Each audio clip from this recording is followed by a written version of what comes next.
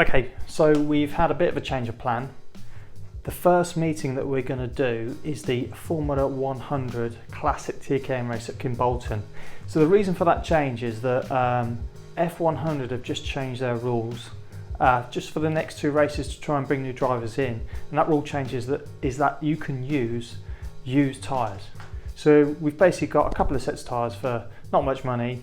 We've bought an extra set of rims as well, so we can mount the wets on. And we're going to build the car basically for that event. It's also a week later than the 100 UK meeting at Landau, and it is an MSA event as well. And luckily, with my car racing license, I can enter a kart race as a novice without having to go to any ARCS course or do anything new. So it should be a fairly smooth entrance to that event. The next thing we need to do is just get the kart ready. So I've got a big bag of bearings. Let's start putting this back together. There's the rear axle bearings there. These will be the upright bearings. Those are the new wheel bearings. And we've also got here the steering column bearing. Now, that one needs to be checked because what I measured coming out of it was 8mm, I think, or 9mm. It was a mil difference anyway. This one's a bit bigger, but there was some play in it, so hopefully that one fits. It seems to be the standard size. That's the steering column there, and you can see that bearing there, and this one is the new one. It's a good chunk bigger. Hopefully the play that we had in that steering column is going to be fixed now with that new bearing.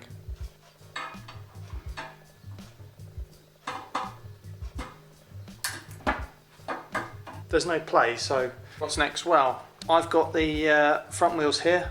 I removed the bearings before. I've got some nice fresh SKF bearings to go in, so let's give them a clean and press them in. I'm also going to use some proper lithium grease as well. There's one, nice and smooth now. Well, there's the upright.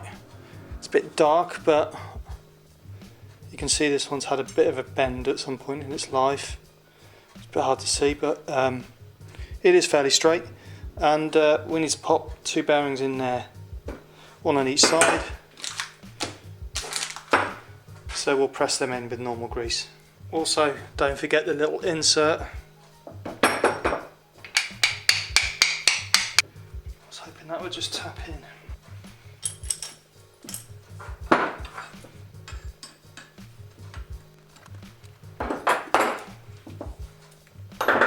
Job done. So I've done some shopping for the go-kart project. I've got a hollow axle. Well, silly me, I've just weighed up the new axle and the old axle, and they're the same weight. Now, the owner did sell it as a kart with a hollow axle, and I looked at the end and thought, well, that's filled in, that's not hollow axle, but turns out these are plastic end caps. So I've got a spare axle. I've got a new fuel can for the two-stroke mix. I've got some oil as well, FIA approved oil. I've got some seat stays, some wheel nut bolts, two sets of chains and two sprockets. Basically enough gearing for Kimbolton and Wilton Mill. A number plate and some numbers, and novice again, so black and white numbers. A cylinder for measuring oil, so I can put the right amount of oil when I mix the fuel, and a brand spanking new kart seat. Now, I wanted the Tillet ML, but they didn't have any in stock, so I've gone with the Greyhound version. I don't really know what the difference is, so I went with the cheaper one. Thankfully it's flat bottom as well, because I'm tall and I want to get as low as I can in the kart. I could have gone for the more expensive quarter covered ML, but I chipped out a little bit and I'm slightly regretting it, but actually this seat looks like it will be okay.